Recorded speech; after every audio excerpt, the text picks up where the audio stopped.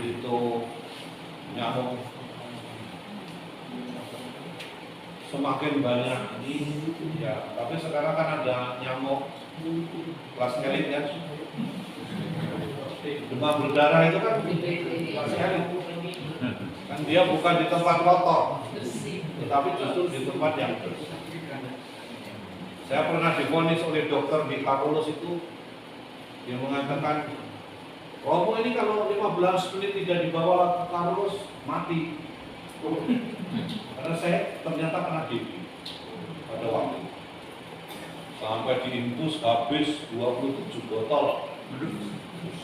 Jadi kalau 15 menit tidak dibawa, saya tidak sampai sini Pak. Untunglah itu ya.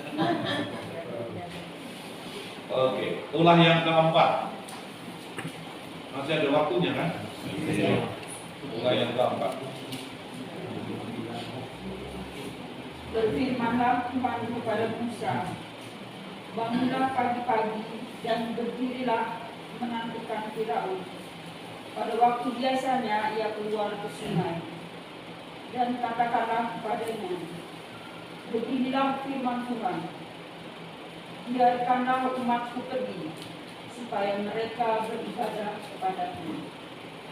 Sebab jika engkau tidak membiarkan umatku itu pergi, maka aku akan melepaskan ikat terhadap engkau, terhadap pegawai-pegawaimu, rakyatmu, dan rumah-rumahmu, sehingga rumah-rumah orang Mesir, bahkan tanah di mana mereka berdiri, akan penuh dengan ikat. Tetapi pada hari itu aku akan mengecualikan tanah Gosyen di mana umatku tinggal, sehingga di sana tidak ada terdapat ikat, supaya engkau mengetahui bahwa aku Tuhan ada di negeri itu. Sebab aku akan mengadakan perbedaan antara umatku dan bangsamu besok pada mujizat uji. Ini akan terjadi. Tuhan berbuat demikian, maka datanglah banyak-banyak ikat ke dalam istana Firaun dan ke dalam rumah pegawai-pegawainya, dan seluruh tanah Mesir negeri itu menderita karena ikat itu. Lalu Firaun memanggil Musa dan Harun serta berkata, pergilah, persembahkanlah korban kepada Allahmu di negeri ini. Tetapi Musa berkata, tidak mungkin kami berbuat demikian, sebab korban yang akan kami persembahkan kepada Tuhan Allah kami adalah kekejian bagi orang Mesir. Apabila kami mempersembahkan korban yang menjadi kekejian bagi orang Mesir itu di depan mata mereka, tidakkah mereka akan melempari kami dengan batu? Kami harus pergi kepada guru 3 hari perjalanan jauhnya untuk mempersembahkan korban kepada Tuhan Allah kami, seperti yang difirmankannya kepada kami. Lalu kata Firaun, baik, aku akan membiarkan kamu pergi untuk mempersembahkan kurban kepada Tuhan Allahmu di padang gurun. Hanya janganlah kamu pergi terlalu jauh.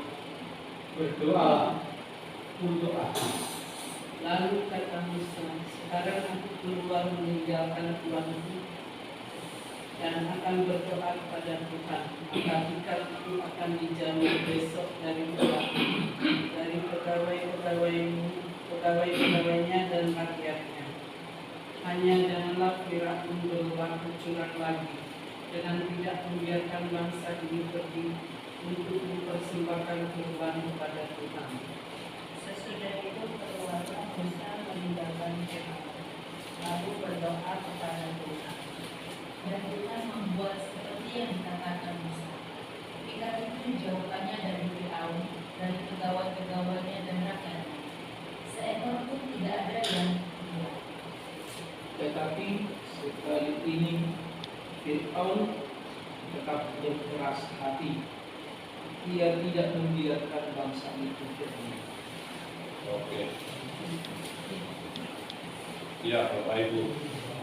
Tadi disebut tanah Goshen. Ya. Itu yang dulu saya sebut tanah perlindungan.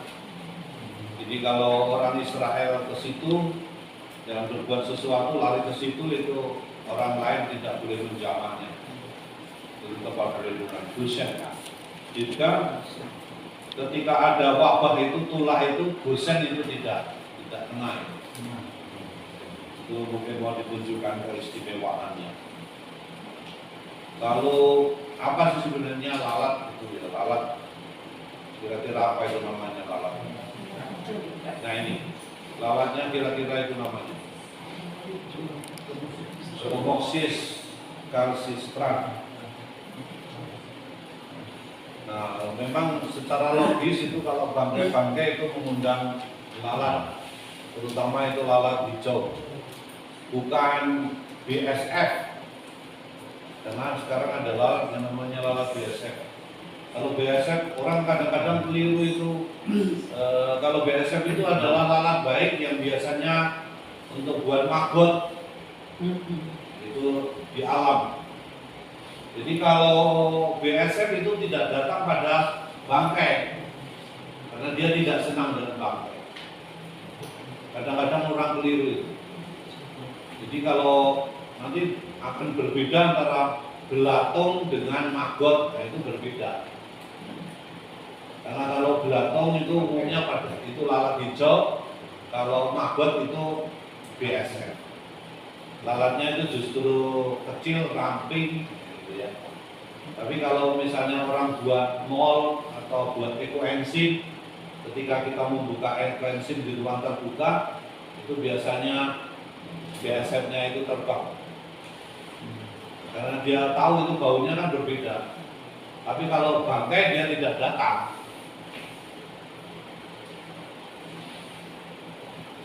Ternyata hebat sekali Tuhan itu ya. Jadi kadang-kadang kita tidak pikir gitu. Oh kalau yang begini ini disukai lalat ini, kalau yang begini ini disukai lalat yang seperti ini. Kira-kira masih tahan? Kita lanjutkan ulah yang kelima.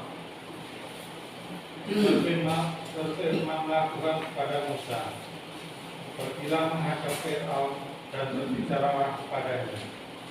Beginilah firman Tuhan, Allah orang Ibrani, biarkanlah umatku pergi supaya mereka beribadah kepadaku.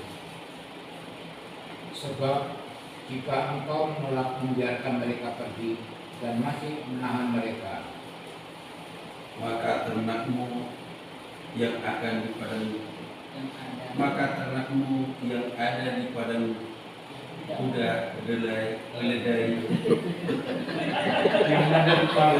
lembu, sapi dan kambing domba akan kena tulah. Tuhan yakni kena penyakit sampar yang dahsyat. Dan Tuhan akan membuat perbedaan antara tanah orang Israel dan tanah orang Mesir, sehingga tidak ada yang akan mati seekor pun dari segala tanah orang Israel. Selanjutnya Tuhan menentukan waktunya, firman-Nya. Besoklah Tuhan akan melakukan hal itu di negeri ini. Dan Tuhan melakukan hal itu keesokan harinya. Segala ternak orang Mesir itu mati. Tetapi dari ternak orang Israel tidak ada seekor pun yang mati. Lalu Firaun menyuruh orang ke sana dan sesungguhnya lah dari ternak orang Israel tidak ada seekor pun yang mati. Tetapi Firaun tetap berkeras hati dan tidak mau membiarkan bangsa itu pergi.